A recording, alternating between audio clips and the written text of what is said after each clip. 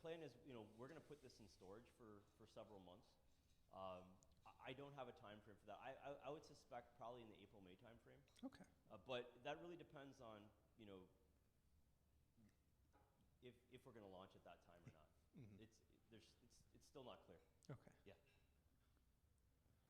Is 2,500 kilometers a second plasma ion considered fast? What is the average speed for context? Yeah, so for the plasma, it's very fast. Typical average speed for the solar wind at Earth orbit is about 450 to 500 kilometers per second. We've had maybe 2 events in the space age that have reached anywhere near 2,500 kilometers per second. There's a very good chance that we'll never see plasma that fast with this instrument. Mm-hmm. But because it's a space weather mission, and there's the potential for these extreme events reaching that, NOAA wanted to have that capability. Okay, yeah. Interesting. How did you get voluntold to do this mission? I was sitting in the office with one of the directors of my division, and we were talking about it, and he basically just said, I think it would be a good idea for us to propose this, looked at me, and I just knew that. I just knew that I didn't have a choice. And honestly, it's one of the best things that's ever happened for my career, so I'm actually very thankful for that. Cool. How difficult is it getting an instrument like this through airport security? Did you see the people that I had guarding the instrument? Yeah, no problem at all. No, there's a lot of paperwork that goes into it, but with Southwest, we've done this several times, and we know the process. We plan ahead, and if you've got your paperwork in order, and it's not a big issue. Can you explain a little bit more about the vibe test and then what exactly failed on the engineering model? So let me just say, how do I do this quickly? We didn't glue it. Yeah, there we go. Yeah. That's not a joke. No, it's true. Yeah, there's something called staking that you use to keep things in place. And within that cylindrical detector section that I showed earlier in pictures, not that, but it goes in that, on the ends of that. There are places where we didn't put that staking. And it was a mistake on our part, to be honest with you. We learned from it, and we fixed it. Mm-hmm. Yep, and then, so what is vibe testing specifically? What does it involve? Well, you mount the instrument on a shaker table, and you literally vibrate the instrument at several frequencies at different amplitudes, basically replicating the launch environment. So the idea with Vibe is to just verify that you can, and actually it's beyond the Vibe, beyond the launch environment, to verify though that the instrument can survive the launch. Yep. Very cool. I can see why it would be terrifying. Yeah. How does it feel to build an instrument that more serves the public than one that's just scientific? Yeah, it's scary, first of all, but I think it's going to be very rewarding. I definitely come from a science background. Like everything that I've done is, science-driven, trying to understand things in the universe. So this is a bit of a change for me, but I think having something that is going to benefit the broader community and broader society, and the number of people that are going to use this data to make informed decisions, I think it is actually going to be, quite rewarding. Very cool. When proposing, do you have an estimated cost for the entire team, or does the grant retroactively account for team labor and creation of pieces, parts? Both, right? So you come in with an estimate for cost, and there's models on how to do that, or you can use things we call actuals, where say you've built something similar, the hours it took, and you can come up with a cost estimate. There are times where you overrun your costs a little bit, and so you have to go back and justify that. So you definitely try to do the best you can up front, but unfortunately, you don't always hit that. Yeah. Very good. Let's see. I think that's everything. Unless anybody else has anything to text in, I think we'll thank Rob one last time for amazing talk. Thank you. And this is perfect timing because I always love ending right on a 0. We'll be back at 7:50. 7:50, we'll be back. So 10-minute break. In the meantime, please check out our merch table. We got lots of cool stickers. And then Rob will be here with the 3D model of SWIPs and the hardware stuff for y'all to peruse and touch.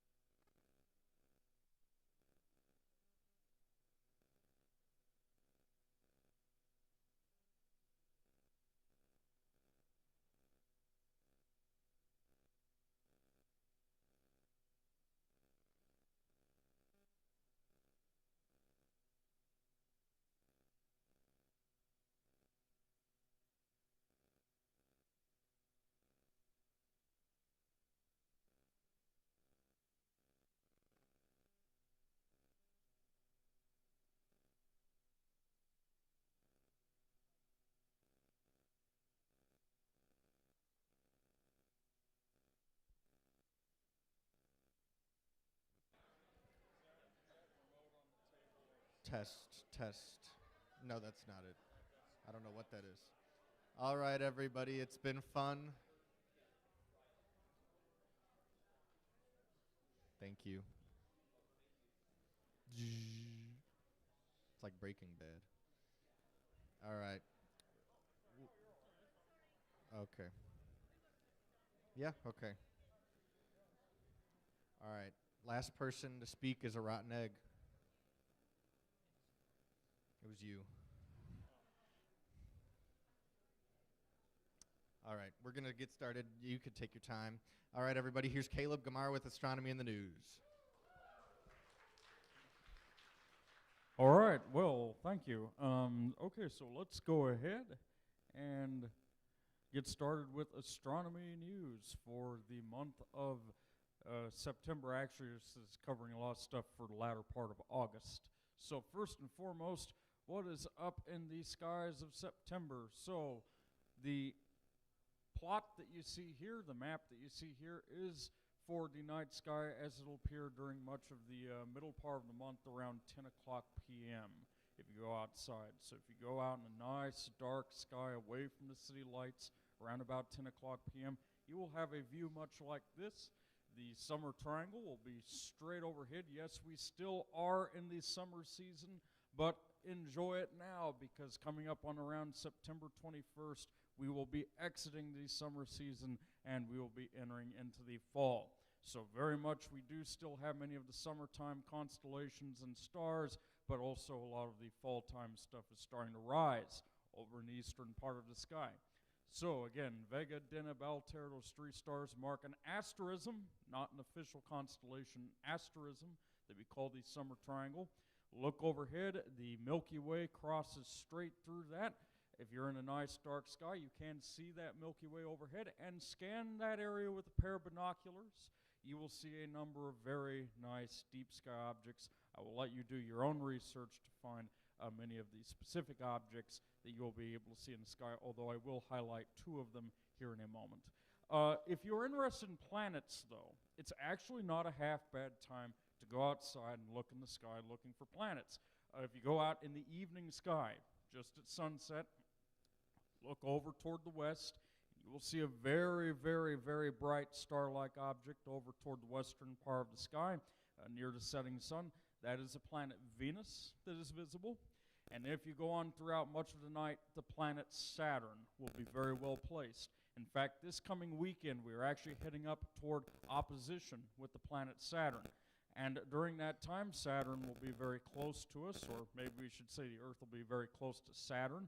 Saturn's going around the sun a lot slower than what the Earth is, so the Earth catches up to it as it goes around the sun and then starts escaping away. And so we reach this point where we're very close to Saturn during that opposition time. If you have a moderate-sized backyard telescope, take a look at Saturn, and this is about what you will see at high magnification. You will be able to see the planet. You will be able to see its rings. But here's something interesting happening right now. Because Saturn is just very slightly tilted on its axis, and the inclination of its orbit is a little different than the inclination of our orbit around the sun. If you look at Saturn at different times throughout its orbit, throughout its revolution around the sun, and throughout our revolution around the sun, you will see that the rings appear at different angles to us. So I've got a little bit of static feedback here. We are heading up toward a time where those rings will be straight across to us. There'll be this really, really, really thin little pencil line of an appearance through the eyepiece. We're not quite there yet. Better? Better. Okay. Maybe better. Anyway, so as I was saying, very thin little pencil line. So we're approaching that very quickly here. It'll actually be in 2025 when you get the basically almost non-existent view of the rings, but nonetheless, so right now you will see them as that very, very thin little line across the disk of the planet in the field of view. Now for the other two planets, you have to go early in the morning, very early in the morning, probably around about 4 o'clock a.m. is when you start to get a really good view of these, and that's Jupiter and Mars. So Jupiter and Mars will be over toward the east. Look over toward the east, brightest star-like object you will see in the sky to that direction, with maybe the exception of Sirius here. That will be the planet Jupiter. It is very, very hard to miss. Mars will be this kind of misplaced red-orange colored star-like object amongst this series of bright wintertime constellation stars. Definitely do get a good look at those two planets. Now, going back to that 10 o'clock p.m. sky, as the full-time part of the sky starts to rise, look toward the great square of the constellation of Pegasus and find right off the head of the horse, you're looking at them upside down, the head of the horse of Pegasus, with a pair of binoculars, you see a tiny little smudge of light that kind of glitters in and out of you, kind of a ghost star-like thing. That is the globular cluster M15, a group of about 500,000 to 1,000,000 stars, all clustered very, very close together, very old stars. By the way, this actually happens to be a very active region in terms of X-ray radiation. There's actually a very active X-ray source toward the middle of this globular star cluster. No, it will not look like this image you see here. That's a Hubble Space Telescope image of it, but nonetheless, it'll still be a cool object. Now, if you look toward the constellation of Andromeda, you'll very easily find under a dark sky the Andromeda Galaxy. A little gray disk of light there is the nearest galaxy to our galaxy, like our own galaxy, about 2 million light years away or so. And that brings me to my first news story, and that is these wonderful images by the Hubble Space Telescope of very detailed regions of the Andromeda Galaxy and satellite galaxies of the Andromeda Galaxy. So currently there is a project underway where a number of these dwarf spheroidal galaxies that are immediately in orbit around the Andromeda Galaxy are being observed by the Hubble Space Telescope to observe more about their origin and the exact nature of how these kinds of objects came to be. And then looking at the galaxy itself, you can actually see the detailed nebulae in the spiral arms of the galaxy, these beautiful star-forming regions. Yes, this is an up-close image of a very small portion of the Andromeda Galaxy. The Hubble field of view is so tiny, the magnification is so good, that you actually get this very up-close view like this. Really awesome stuff. I encourage you to look up those images online. There's a lot more where those came from. Really beautiful imagery. Now, the JUICE spacecraft. Yes, that European Space Agency mission that is on its way to Jupiter to investigate the moon Ganymede. That has made its first flyby of the Earth-Moon system in a complex trajectory with a number of different gravity assists. It'll take it first by our Earth-Moon system, just completed, then on to Venus, then back to the Earth-Moon system 2 times, and then on out toward Jupiter and Ganymede. So on its way toward the Earth and Moon, it snapped these really amazing photographs and more. These are actually from the engineering cameras on board. And then one of the scientific cameras, the Janus camera, it's basically its highest resolution monochrome imaging camera, was turned on in space and used to gather imagery for the first time. And these are a couple of those test images, one of the surface of the moon, the other of the Earth, from that Janus camera. And so now it is on its way to Venus. It'll make that Venus flyby in August of 2025. And I'm looking forward to the great views that we get of Venus as that spacecraft moves on that direction. So a really fascinating finding from both the Parker Solar Probe mission and the Solar Orbiter mission. So Parker Solar Probe is a NASA spacecraft that is in a very, very close orbit around the sun. It brings the spacecraft almost 8 solar radii away from the surface of the sun. And then Solar Orbiter is a European Space Agency mission that does a little more distant observations of the sun. This is an actual image from that Solar Orbiter mission. And these 2 spacecraft contributed to the discovery that the high-speed solar wind, the solar wind composed of particles that are in excess of 500 kilometers per second speed, is being accelerated by these waves in the solar magnetic field, these alphinic waves as they're called. You can see some of the features of these waves and these switchback features. You actually see one of those right here, but nonetheless, coordinated observations between these spacecraft largely confirmed the notion that these structures are accelerating that solar wind, which initially appears to start at a much lower velocity, about 390 kilometers per second, and accelerating up to 510 kilometers per second. Really fascinating findings from these spacecraft. Is that, yeah, okay. So, now for the news story that everyone's probably heard about by now.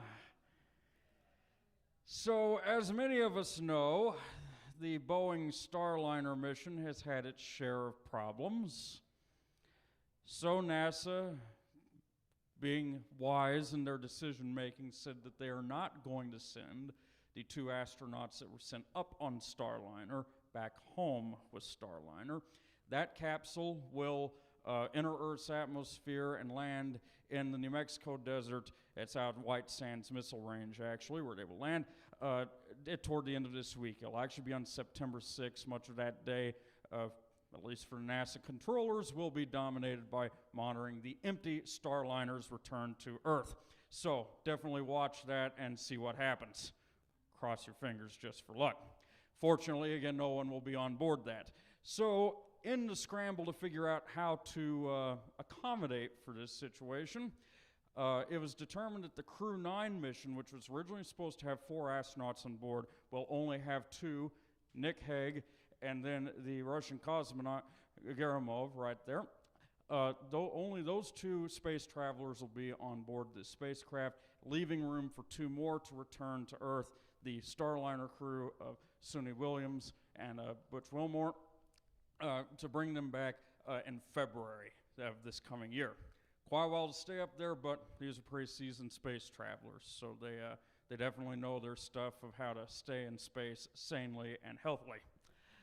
But nonetheless, though, that Crew 9 launch will happen on September 24th, so do watch out for that. Should be a fun watch. And then there's a different kind of space mission happening sometime here toward the end of the week, maybe on into next week. It's called Polaris Dawn. This is a crew of the Polaris Dawn mission right here. And this is actually a fully commercially funded space mission. It is not a NASA-affiliated mission, even though there are certain NASA investigations that will be taking place during the mission. And this crew will conduct the first spacewalk by a civilian in space. They will also be orbiting in a highly elliptical orbit around the Earth that will be the highest such orbit conducted by a human spaceflight since a Gemini 11 mission back in 1966.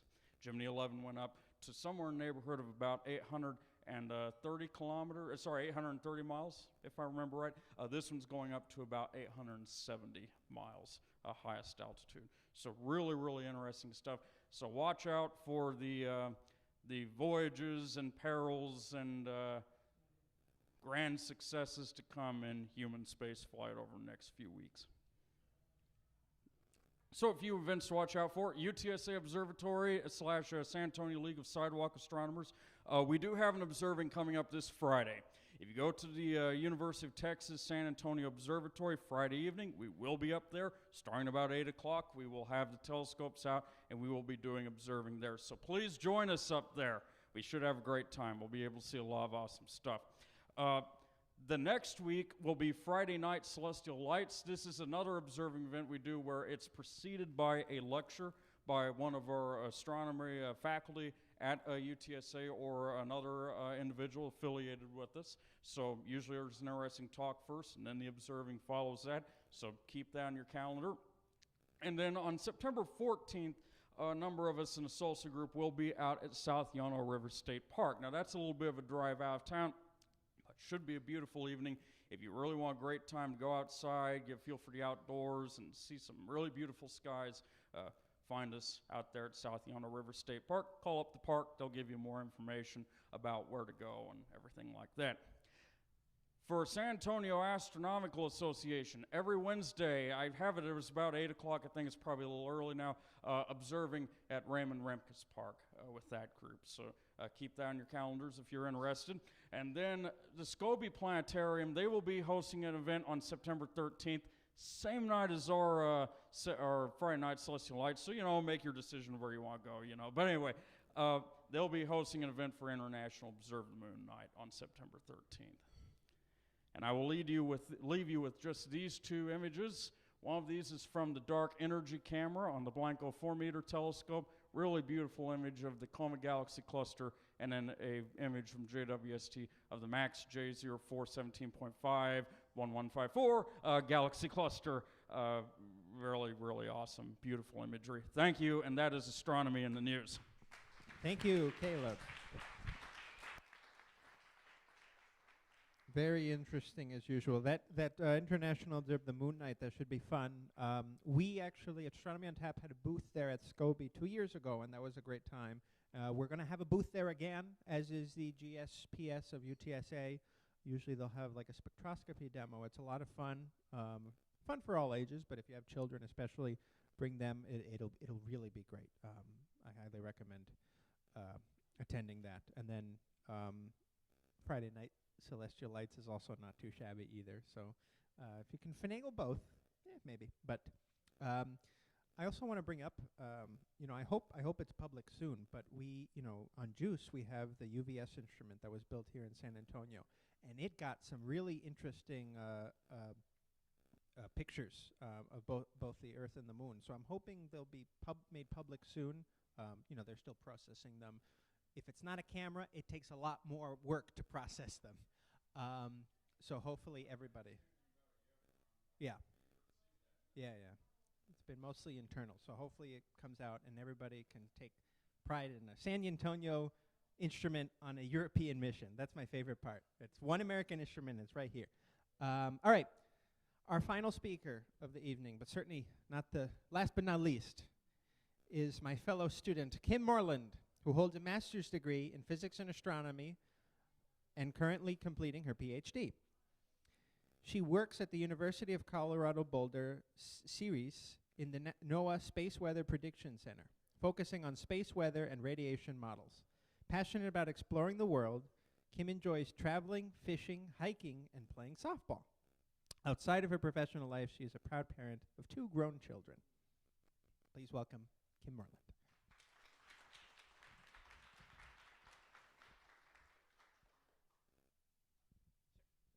Okay, so my drinking word is plasma. There you go. Okay, so I realize that unlocking the secrets of the sun may be a little bit misleading because we're still working on that, right? Where no one knows all the secrets of the sun, for sure. So like Michael said, I work at CU Boulder, which is the Cooperative Institute for Research in Environmental Sciences, but I work at the federal building at NOAA Space Weather Prediction Center, which is part of the National Weather Service.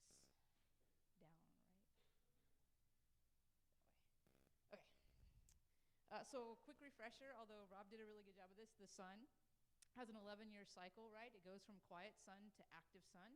It takes about 11 years for this to happen. We have sunspot records dating back to the 1800s. So you can see the butterfly effect, which they call the butterfly diagram with sunspots.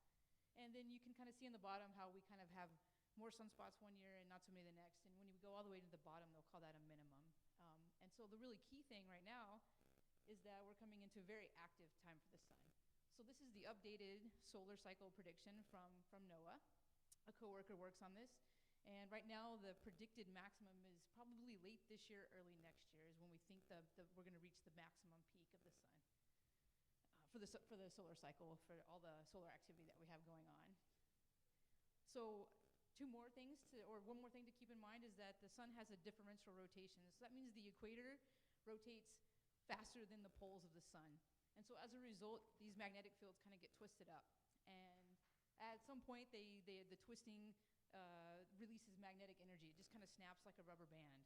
And so this is what most of our space weather stuff comes from, is this complex magnetic field on the sun. And just, will it work? Yeah, so on the left-hand side is just kind of a video of how that magnetic field starts to get twisted by this differential rotation. And then, so that differential rotation will cause all of the complex magnetic fields to come off the sun. And then we also have these regions on the right-hand side that are sunspots. So a lot of our space weather that we're looking at SWPC originates from sunspots or active regions. And these are also complex magnetic fields. And they are dark because they are actually cooler than the rest of the sun. You don't have to play it again. But yeah, so this is basically the progression of sunspots, right? We watch that sunspot rotate around the sun. Once it gets to the side, we can't see it anymore, and we wait for it to come back around to see what it's going to do. So what is space weather? Basically, everything that comes from the sun is what we're looking at the Space Weather Forecast Office. From solar flares to coronal holes to the sunspots that are the active regions. Coronal mass ejections, which Rob talked about as well, are very good drivers of space weather. And then, it travels all this way, and at Earth we have this impact of like the geomagnetic storms, the aurora, which everybody knows. And so yeah, so that's what we're looking for. That is what the Space Weather Forecast Office is looking at every single day, 24 hours a day. So yeah, so there's basically like a command center downstairs, and we have typically 2 forecasters on duty, and then 2 forecasters or 1 forecaster that is working in the office at the same time. And so their job is basically to look at all this operational data that we have, and try to predict or at least give some probability of what's going to happen on the sun. So the first line of defense is this is the different instrumentation that's used by NOAA. So the first kind of hint that we get something is going to happen is the solar flares, and these are actually detected on ground-based radio telescopes that are operated by the Air Force. The 557th is the Department of Defense Space Weather Forecast, and so we work very closely with the Air Force. So that's kind of the first clue. We have also something called GONG. GONG is a network of Earth-based magnetograms. So they're in Hawaii, they're in Chile, they're all over the world, and these are our magnetogram images. And then Rob was talking about SWIPS and SWIFL L1 and what's going to replace ACE. And so we have ACE out there at 1 AU, which is pretty far away, but ACE is now 20 plus years old, so ACE and Discover is also our operational data stream. And then we have GOES. GOES is actually the NOAA National Weather Service asset. GOES is the same satellite that gives you your hurricane forecast, your smoke, your cloud cover, your fire smoke coverage when you have a wildfire. So that is actually the main instrumentation that SWIPSI uses. Let's see, recently GOES 19 launched, which is GOES-U, and it has that C-core that's similar to what's on SWIFL L1. So that C-core is the compact coronagraph, which is going to give us more imaging. And since GOES 16, we've had an imager on GOES, but it's similar to a solar dynamic observatory. So it gives us a very broader picture of the sun, of the surface of the sun, and not exactly like a coronagraph. So what is SWIPSI, or Space Weather Prediction? What is the Space Weather Forecast job? So their job is to issue warnings, watches, and alerts to the public. And customers can be anyone from the space satellite, like people who are launching satellites, like SpaceX or Amazon, to farmers. Farmers use very precise GPS to plant their crops. And if you were having a really active space weather day and your GPS was off, you probably wouldn't want to do that. It's emergency management. It's electrical grid. So the electrical grid also has a stake in space weather. So their job is basically to get those warnings, watches, and alerts out as soon as possible, and then to contact people if there's significant space weather going on that day. And I have a QR code for the website, but it'll be up again later at the end of the slide, so don't worry. So yeah, so impact-based forecast. The main part is we're going to give you a forecast, and then we want you to know what that means. So a watch is basically, we think something's going to happen in 1 to 3 days. And then a warning is an event is going to happen. It's coming in minutes or hours. And remember, a solar flare is almost immediate, right? Because it's 8 minutes at most. So we're not really forecasting that. We're now casting. And then alert is the event is in progress. It's been detected. And so we have 5 different levels, from minor to extreme. And the S, the R, or the G depends on like whether S is for solar radiation storm, R is for radio blackout or radio event, and then G is for geomagnetic storm. And I'll talk some more about those in just a second. So we have those different levels of forecast products. So the event, a solar flare, right? So a solar flare is a sudden burst of electromagnetic energy from the sun.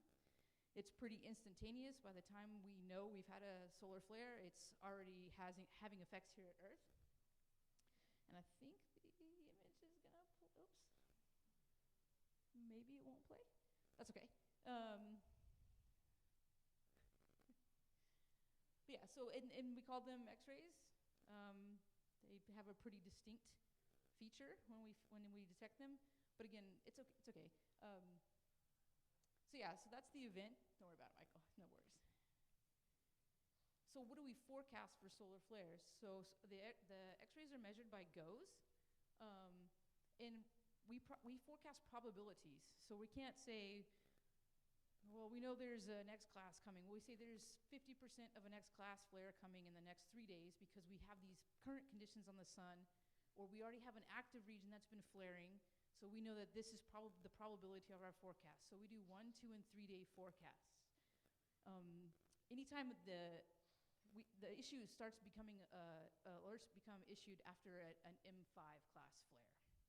So this would be where you would start to see maybe some degradation in high frequency radio communication. And so what is the impact of a solar flare? And radio blackout sounds kind of severe, I'll admit. But basically, the solar flare can immediately affect the sunlit side of the Earth. So the product is basically an area of where you might expect some HF degradation, right? And really strong storms can actually stop the HF communications from working completely. So satellite navigation, any type of high frequency radio, that type of stuff would be affected by a solar flare.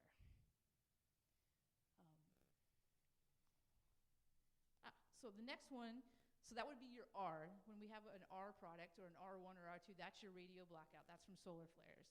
This would be your S, your solar radiation storm warning. And like Rob said earlier, we have these CMEs, these giant balls of plasma that get thrown off the sun. And they can be Earth-directed or not Earth-directed, but what we're looking for is so this is also measured by the GOES spacecraft, but it's also measured by other spacecrafts as well, but ACE is our main one. GOES is our main one. And so basically, these coronal mass ejections have this giant ball of plasma that push particles toward Earth. These particles travel along the Parker spiral, and then they affect the space around us. And particularly, what we do at SWPC is we work with NASA SRAG, which is the Space Radiation Analysis Group. That's the Artemis mission, going back to Moon, going back to Mars. So our main concern is astronaut health and safety. So we're trying to know when are these particles going to come so that we can say, yes, go on a spacewalk, no, don't go on a spacewalk. So that's our main product there for solar radiation storms. And again, we have two particular products, and it's basically a certain energy of the particle. And can you still hear me? Did I turn it off? Hello. Oh.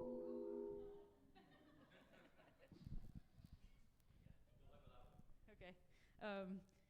So we have two products, and the energies that we are interested in are 10 MeVs, and that's basically just the energy of the particle. And then one PFU. PFU is basically particle flux unit. It's basically how many particles are in a given area. And so we focus on that particular one, and then 100 MeV at one PFU. And the 100 MeVs are really important to astronaut safety, for astronaut health. And so you can see on the plot that the 100 MeVs, the 10 MeVs are in the green, and you can see them rise above that line that we kind of have delineated there, and that's our threshold. And so that's when we start issuing products. And they talk really closely with NASA SRAG every day.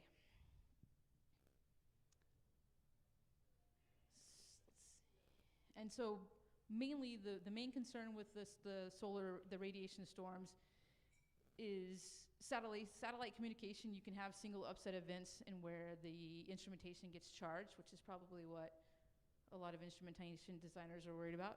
And again, radiation effects for humans in space, and then high altitude polar flights can also see, if we have a really strong storm, you can have an effect on a high altitude polar commercial flight. However, I feel like in all the work that I've done, unless you're an astronaut, you're not likely to ever be affected by solar radiation storm particles. Okay, so G, the last warning product that we give out, is geomagnetic storm. And this is a model that the forecasters use. So when a CME happens, the coronal mass ejections, they put all the information that they get from that into a model, and then they run the model. And the model tells them whether Earth is expected to be impacted. So the green ball is actually Earth at this point, and then they can actually model when the arrival of that CME will occur. So geomagnetic storms, G5 would be the most extreme event. This happened recently in May. I don't know if anybody's familiar with the May 2024 storms. I'm pretty sure you will know why in a minute. This was the most extreme storm since 2003, which was called the Halloween storms. There was impacts to GPS, HF radio communications, satellite navigation. So at this point, this is when people, like the forecasters, will actually get on the phone and start notifying FEMA, the White House. So all these people get notified that we're having this extreme event.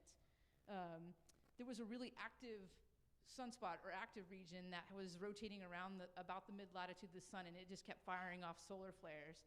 And so as a result, we had actually seven back-to-back CMEs. And so those just kept piling up on each other.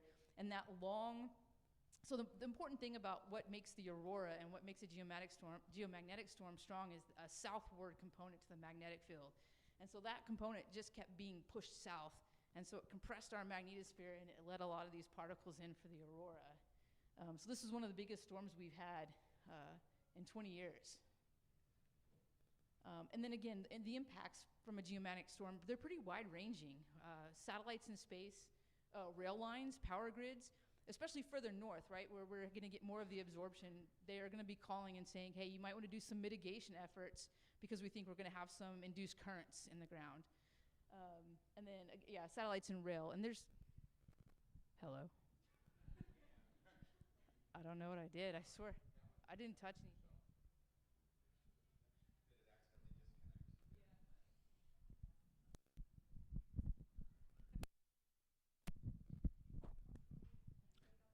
Test. Test. Test. Test. Test. Test.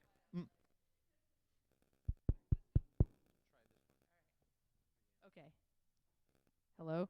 Can you hear me? Sort of. Up here? Hold it here. I can just talk really loud for a few minutes. I'm almost done. Check one.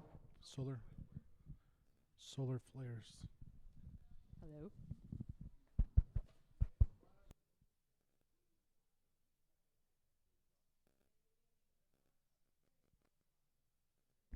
Check. That's right.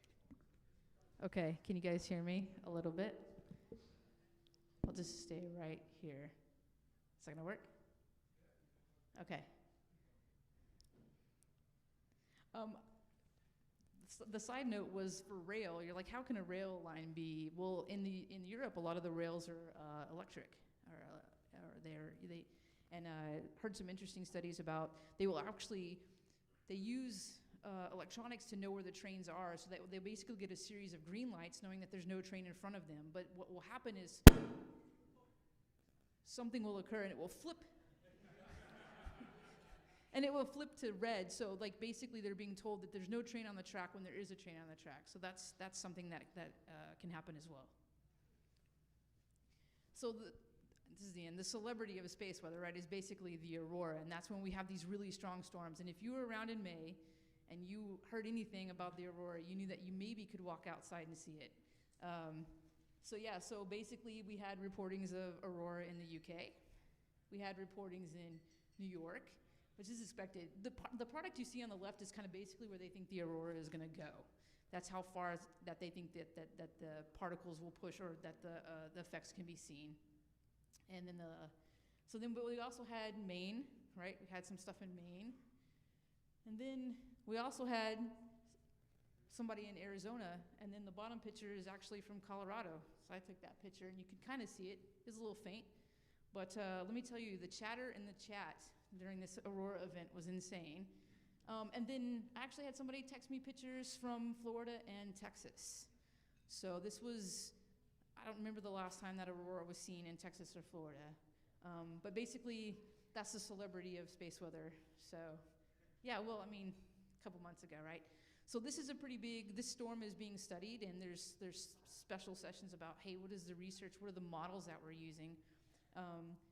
Yeah, so that's, a lot of what we do is still fairly new, 20 years, and we're working on models, predictive models, but a lot of what we do right now is nowcasting. A flare is here, a flare is coming, a CME is coming, so we have some stuff like that. But that's pretty much SWIFO in a nutshell, and some really cool, if you're interested, the NOAA, the website, has a lot of media. They're really working hard to do social media and that type of thing. CU has a Space Weather Now page. I'm just going to keep going. They have a Space Weather Now page where you can actually see what the sun looks like today, and then some of the other data that comes with it. And then Space Weather Live is actually really cool too. They'll give you like maybe an idea of where you live and where you might be able to see it. But a lot of there's also a lot of like Aurora Saurus, and basically you saw the aurora and you go on and you put your picture and say where you saw the aurora. So there's a lot of citizen science out there as well in space weather. Yeah. Oh my goodness. So yeah, those are there if you would like them, and yeah, if you have any questions, I'm happy to try to answer them.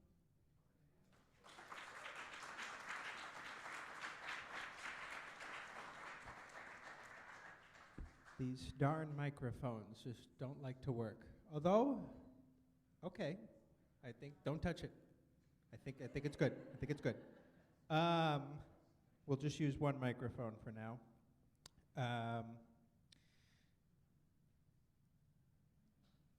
All right. Let's see. So why the need for different spacecraft? So you're talking about you talked about GOES-U and of course we have SWIPs. So is it just that? What are there important differences between them? Or? So something like ACE or SWIFL L1 is going to be further out, so it's going to give us more of a heads up, right? So maybe at 1 AU we're going to get 30 minutes to an hour of lead time. GOES is much closer to the Earth, right? It's actually in GEO. So it's giving us weather data as well. So we're not going to get any real big heads up from those as far as lead time. So what we want to do is much like weather forecaster would want to know, hey, we know it's going to rain in the next 2 or 3 hours. We want those 2 or 3 hours to tell NASA, don't go on a spacewalk, or we want 2 or 3 hours to let people who do electric grid stuff to put some mitigation efforts into effect. So we're looking for as much lead time as we can.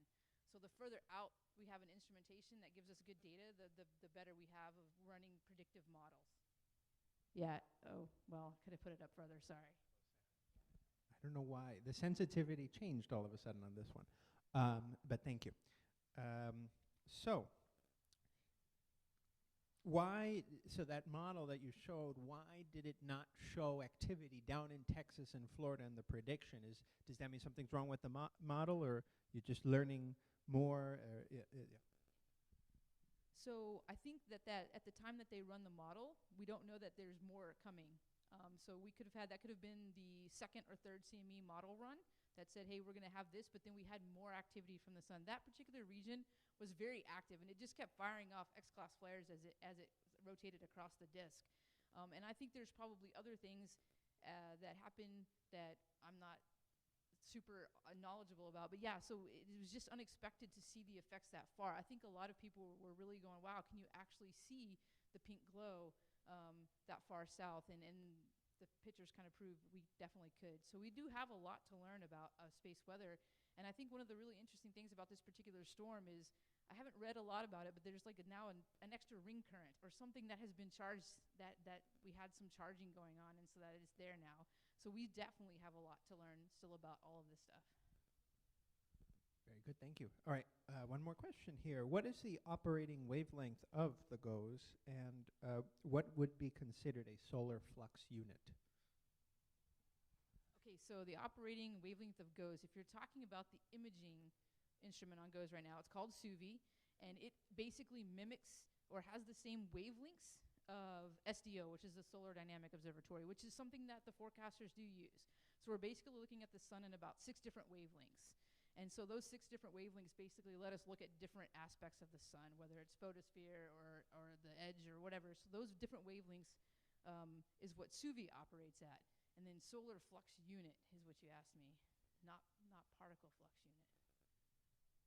SFU. Okay. Well, someone knows more about SFU than I do, so. But yeah, so GOES basically has a bunch of different instruments like Swiffle L1. But yeah, so. Sorry, I can help later. No, thank you, though, and thank you. Let's thank Kim once again.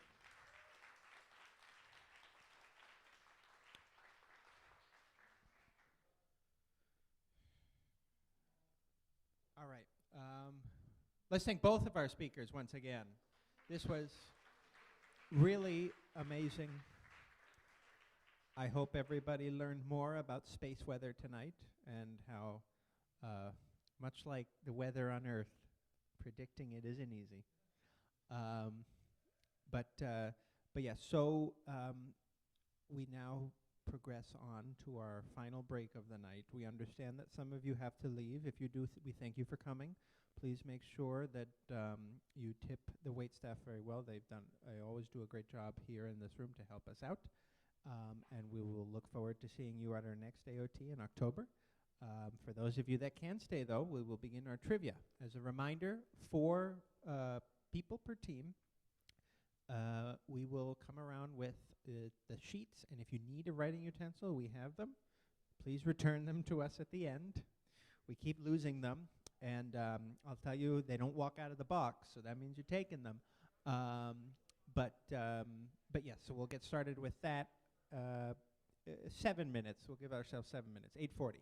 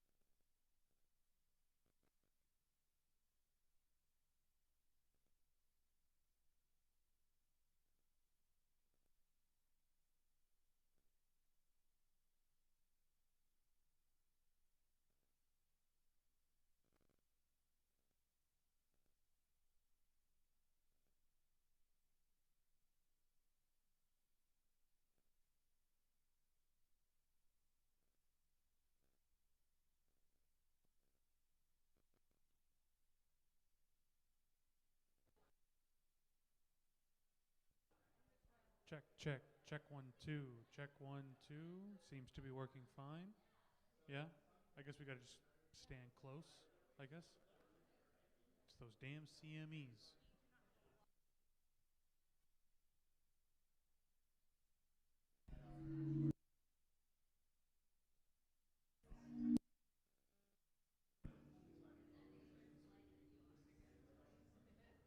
Check, check 1, 2.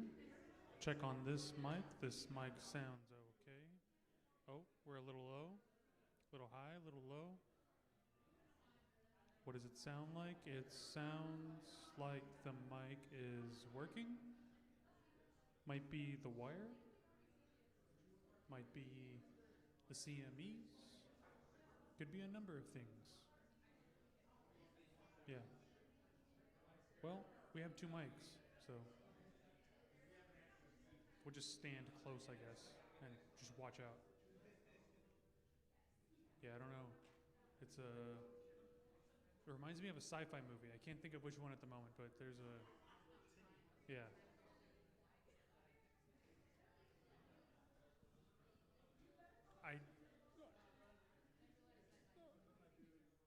What if you do this? What does it sound like when, that sounds good. Little peak in the high, but yeah, that sounds a little better. Yeah. Yeah, that sounds good. Check, check 1, 2. Yeah, that sounds good. Nice. 2 mics.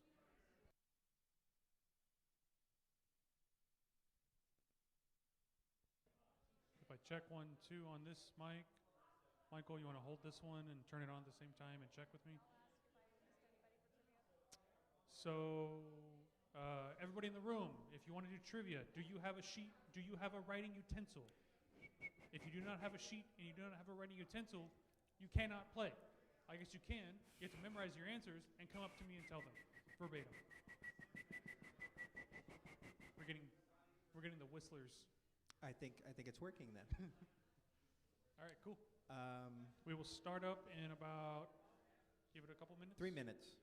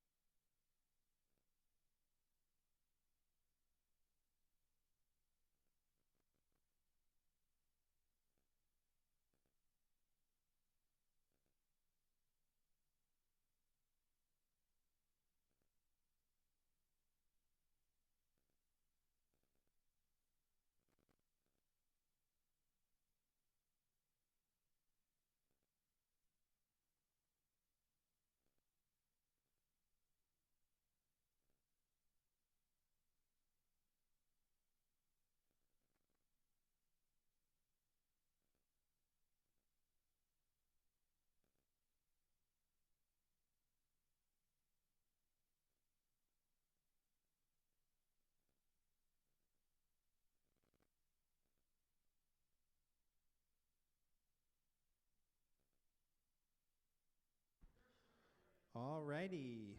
Let us continue the night and begin the trivia. Remember, the max group size is 4. No cell phones allowed, in interest of fairness. And please, for the multiple choice questions, only write the letter choice. For the answers, don't write out the full thing because that'll make us angry. And we'll throw it out. Don't upset the reviewers. That is the number 1 rule of proposals. Yep. All right, question 1. Caesar word salad. Oh, that is appropriate. I had Caesar for dinner. The word plasma can be traced all the way back to ancient Greece, meaning something molded or formed. That is true. How is it spelled in Greek? Is it A, pi, lambda, alpha, beta, No. mu, epsilon, B, upsilon, that is upsilon, right? I don't know. Psi, lambda, alpha with an accent, beta, mu, alpha, C, rho, lambda, alpha, psi, mu, alpha with an accent, D, rho, lambda, alpha, sigma, mu, alpha, or E, pi, lambda, alpha with an accent, sigma, mu, alpha. Jeez. You know, What? a random thing about getting an education in physics, if you try hard enough, you can read Greek. I don't speak Greek, so I can't. Like I said, if you try hard enough, you can read Greek.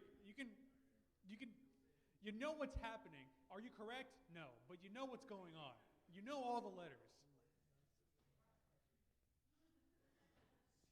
I know which two it's between. Beyond that.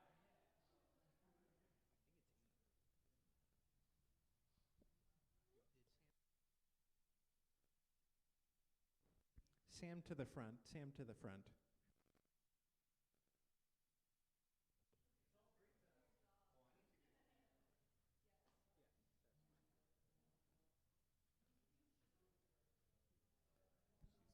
All right, are you all good on this one?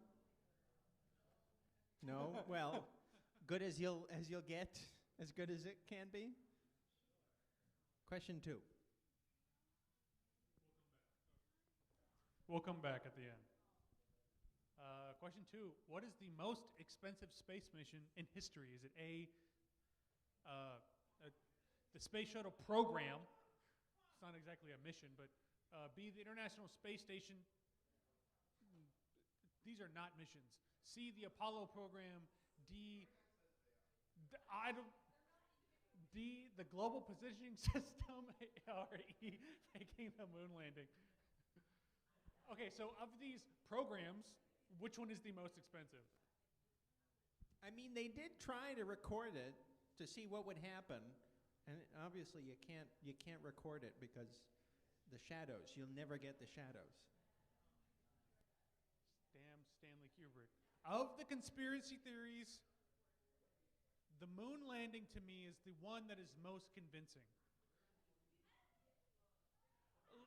Like I said, most convincing. I'm not saying I'm convinced. It's not convincing, but is the most convincing. Yeah.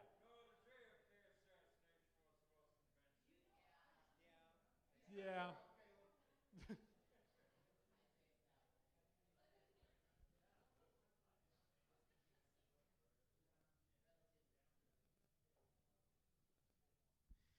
I think I know the answer.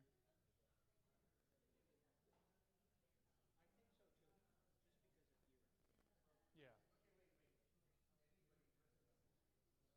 All right. Oh, actually, I do know the answer. I forgot I do know the answer. All right. Question 3. Where my Swifties at? Woo! Jeez. The Promoting Research and Observations of Space Weather to Improve the Forecasting of Tomorrow Act, Pro-Swift Act. That's why it's all about the Swifties. Sponsored by Senator Gary Peters in Michigan, was signed into law by which modern U.S. president? Was it A, William Jefferson Clinton, B, George W. Bush, C. Barack Obama, D. Donald J. Trump, or E. Joseph R. Biden? Joe Biden. Joe Biden. It would have been funny if you had George W. and George H. Sam is sadistic.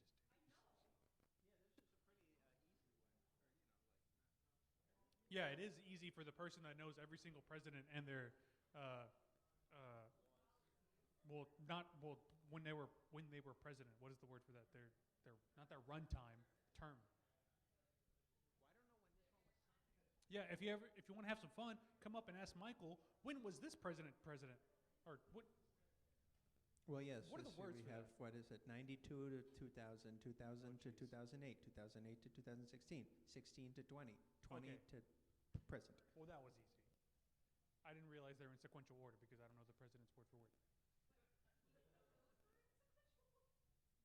Bill Clinton, no. Bill Clinton to me was like a long time ago. I mean, you were born when he was president. Yeah, because he was president when we were born, At 90, 97. yeah. I take your word for it. Question 4. According to Wikipedia, the best of the best, what is the technical term for the shape of the moon? Oh, cool. Is it A, a scalene ellipsoid, B, a disk, C, an oblate spheroid, D, a jagged ovoid, or E, a triaxial ellipsoid?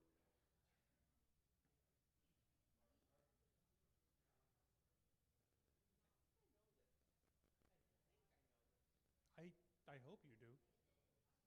I would imagine it's ubiquitous. What would a scalene ellipsoid be? It's elliptical and equal on two sides? Is that what that means? No. Scalene is they're all different. Oh yeah, they're all different. 'Cause it's an Isosceles is what Yeah. you're thinking of. I got to go back to 3rd grade. Scalene, isosceles, equilateral.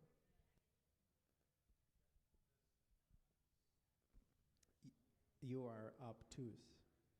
But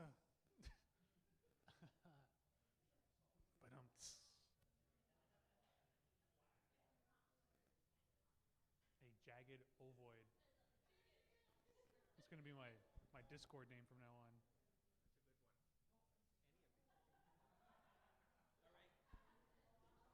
Question 5. We have space weathering. According to the National Weather Service, which of the following answers is not, RTFQ, not a type of space weather storm? A, solar radiation storm, B, solar flare, C, radio blackout, or D, geomagnetic storm? Now, if you were listening to Kim's talk, you should know this answer because she told you the 3 that were. Bonus. So, and then the bonus, and I want you to write this next to the letter choice, please, on that line for question 5. What would you name a type of space weather storm? The best answer will receive a credit. Wow us.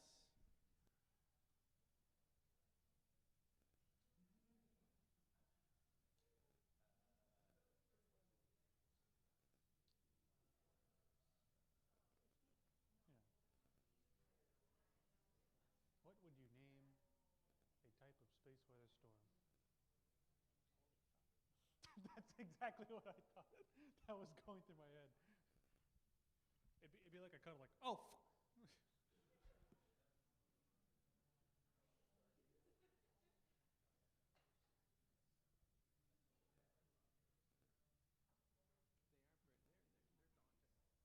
yeah.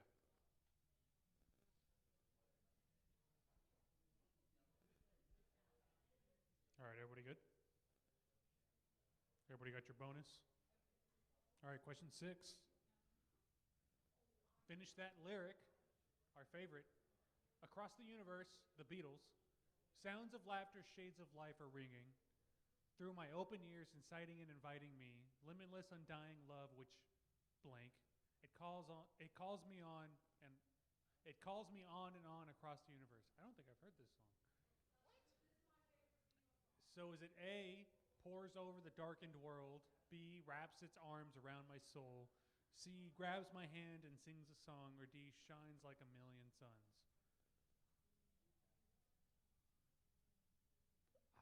Maybe I have. I can't. I literally can't. I don't even think I know the tune. Wait, Michael's pulling it up on Spotify.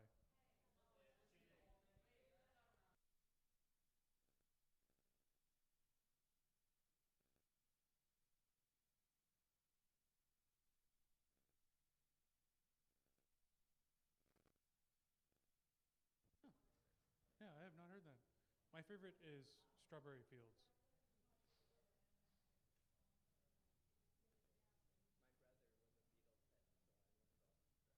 All of them? Yeah. That's a deep discography.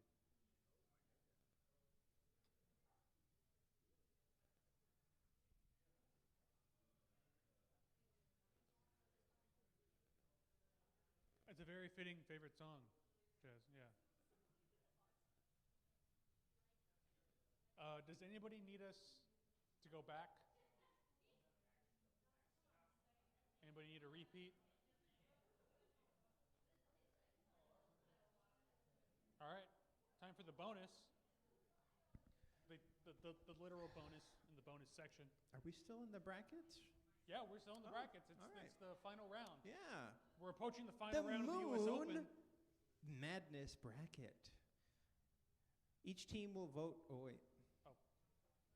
Remind you of the rules. Each team will vote for one of the competing Galilean moons. Whichever moon has more votes advances their moon to the next stage of the bracket. Or in this case, it will win and will receive half a credit. So the final stage is Europa versus... What was it? No, you're going Nope. Callisto. Europa versus Callisto. These are very interesting. So I was here for the choosing of Europa, which was appropriate because it happened on our Europa night, right? Then I wasn't here for the next one, Callisto versus Ganymede, and I was interested to learn that Callisto won because Callisto is actually the most unknown Galilean moon. Sam picked a... Because it's the farthest away. Sam didn't pick a pleasing picture for Ganymede. Oh, no? Didn't get Ganymede's good side. Because Ganymede, I don't know if anybody told anybody this, but Ganymede's the only moon in our solar system that we know of with its own intrinsic magnetic field. So I'm a little surprised it didn't win. I didn't know that.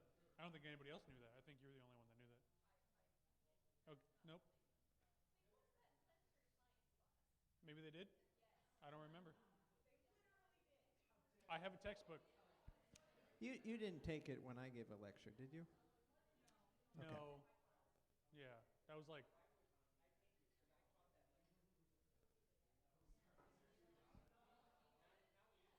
Yeah. Oh, you taught when I taught. Yeah.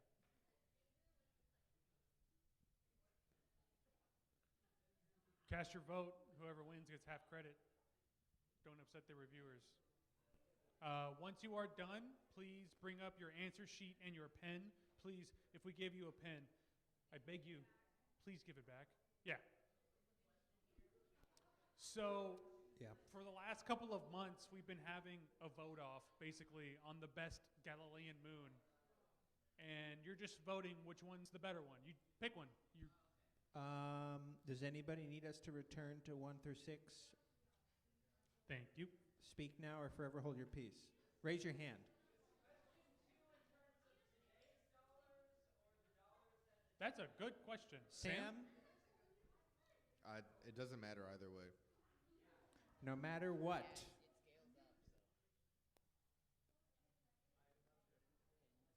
Thank you. Thank you. I would come for you if you didn't return the pen. Thank you.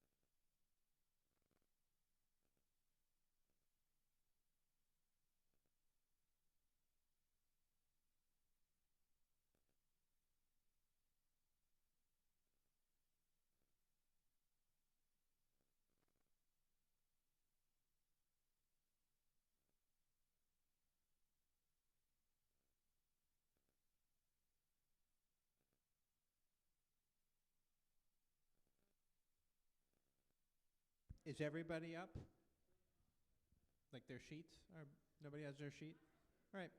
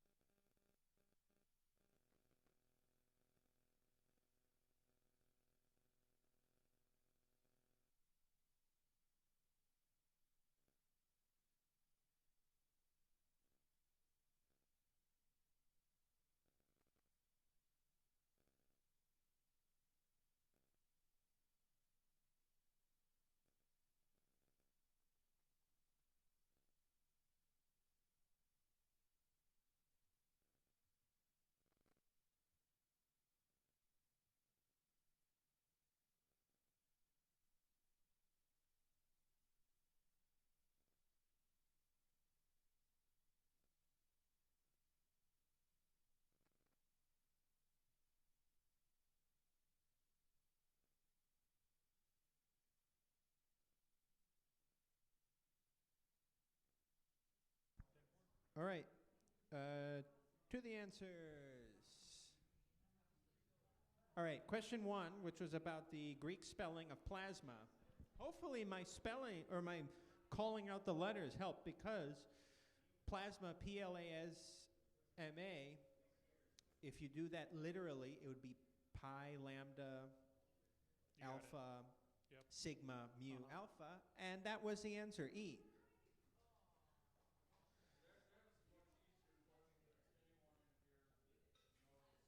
Greek, yeah.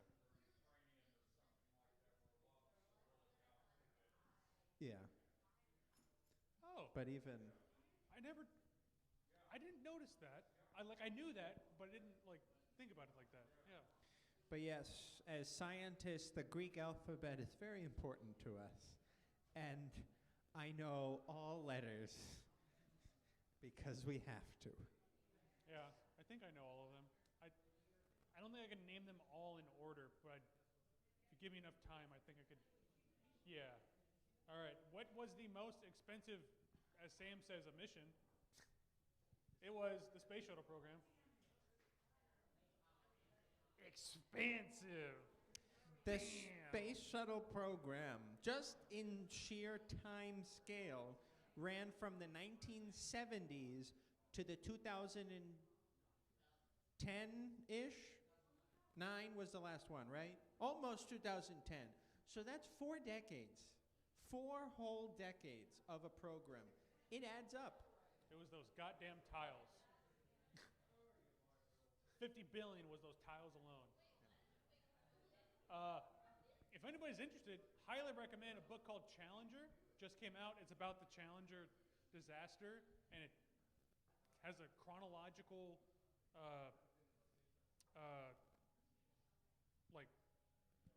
lost my train of thought.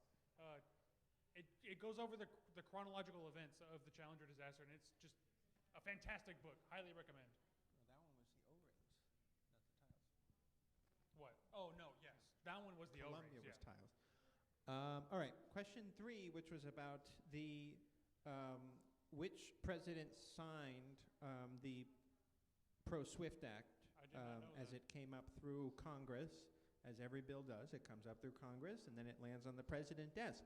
And the president that signed it was former President Donald J. Trump. I did not know that. Wow. That's Oh, there's Buzz, Fucking Buzz. because Buzz always shows up to anything space related. You'll find him there, as some other astronauts as well, as you can tell by their blue things. And then those are clearly politicians, because just look at them. Don't they look like politicians? It was the best act. The best act I've ever signed.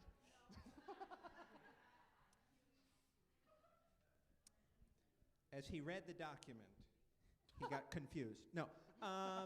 Question 4. Question 4 was about, oh yeah, what's the name? I gotta go home. I was making a joke. Sam, are you serious?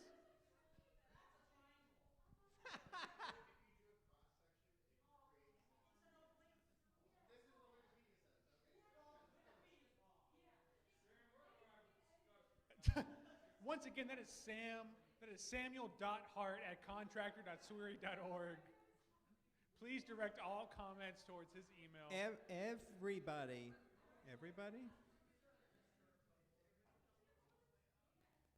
Most everybody.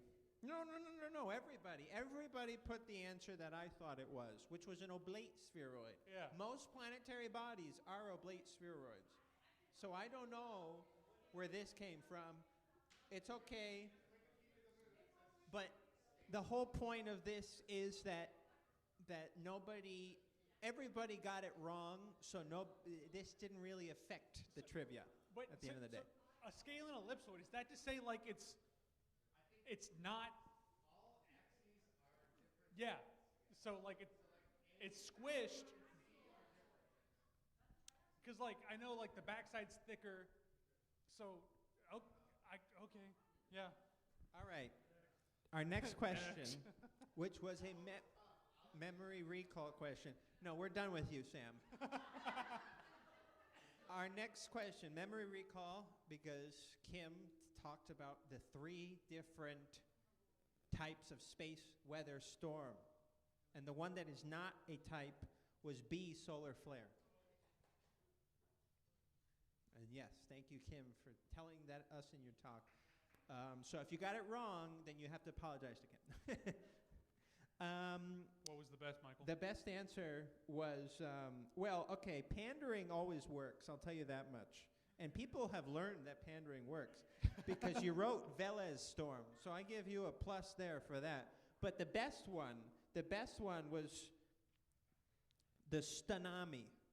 Like tsunami. Tsunami, because like it's the particles. It's cute. It's really cute. I'll give a shout out also to Plasma Punch, who was very good. I liked Plasmoid Party. And Plasmoid Party as well. Great job. Those were some good ones. The Taylor Swift concert. I mean, it is a Taylor Swift concert, much like a solar storm, is an iconic event. It's a force to be reckoned with. Yes.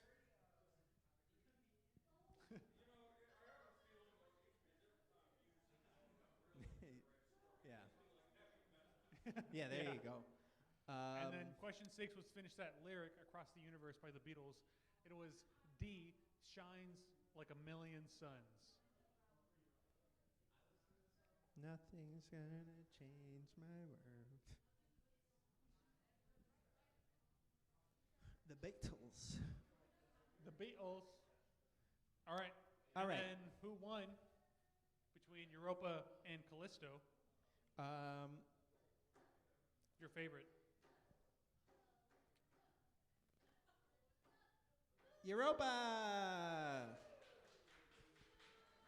Europa was the winner via tiebreaker, thanks to our lovely Jasmine over here.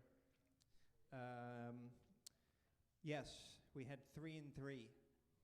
3 Europas, 3 Callistos. But that's exciting to me because as much as I love Europa, right? I've come up and I've talked about the Europa Clipper mission how many times? Here I am talking about it Every again. day. Because it is gonna launch, I don't know if you mentioned this in your thing, it's gonna launch in just over a month. October 10th. So the next AOT will be a week and 1 day before the launch. Yeah. So we're going to be really excited at the next AOT. I'm going to be packing. And I mean, I'm going to be, packing to go to the Cape Canaveral. That's what I mean. But yes, so I love Europa, but Callisto is so interesting because we don't know a lot about it. And that's why it's interesting, right? Because there's so much to learn.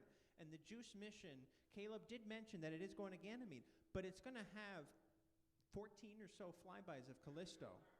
So we're going to learn a lot about Callisto from this JUICE mission coming up. In fact, it is called the Jupiter Icy Moons Explorer because it is trying to learn about all of the icy moons of Jupiter, including Callisto. All 60 And I'm of them? really excited. No. All 70. All of the big icy moons of Jupiter, I should say. Over 100. The important ones. But yes, so we are all excited in the Jupiter community to learn more about Callisto. So it definitely deserves some love. But I'm happy Europa won. So that brings us to the winners of tonight. In third place, receiving a lovely Celestron hand sanitizer bottle. SWIP stickers, one per winner, and little 3D printed models of your small body of choice, which I mean, that's a technical term. I say that because we have comets and asteroids, so there's either or. Oh, we have Phobos and Deimos? Okay. And Karen. Ugh, Karen. Swipsies. Come on up for your third place prize. Congratulations. High five, everyone. High five the winners. You're leaving me.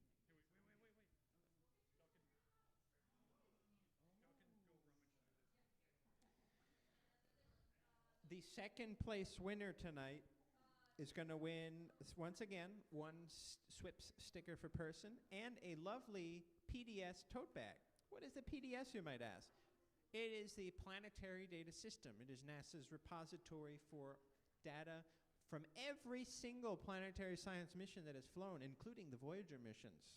So open to the public. If you ever want to see random data, go on the PDS.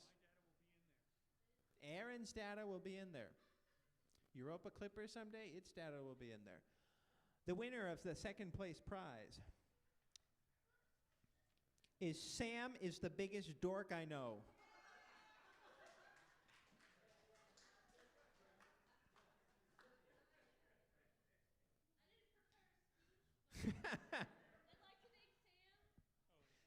And the tiebreaker was because you had the tsunami. So that was, yes, very good. All right, and the winner tonight, winning the Robert Reeves donated Lunar Orbiter prints and more SWIP stickers are the Star Masters. Don't you have enough prints already? All right, is this like Pokemon? You got to collect them all? It might be.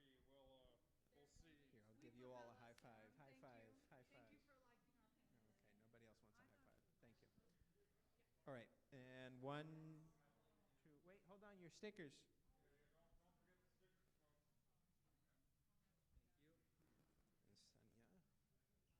Very good. All right, let's thank our winners once again. We are now at the end of our program. Thank you for coming. We've all checked out tonight, but if you haven't, make sure you tip your waitstaff very well. They help us out tremendously. The Blue Star Brewery we're so grateful that they allow us to come and do this every month. This is always a great time, so treat them all great. We thank Southwest Research for their assistance, as well as UTSA. That is where we are from. That's why we are students. And we thank you all for coming. October 2nd, first Wednesday of the month, October 2nd is the next one. And like I said, we're going to be very excited because that is a week and 1 day before October 10th Europa Clipper launch. So let's get excited.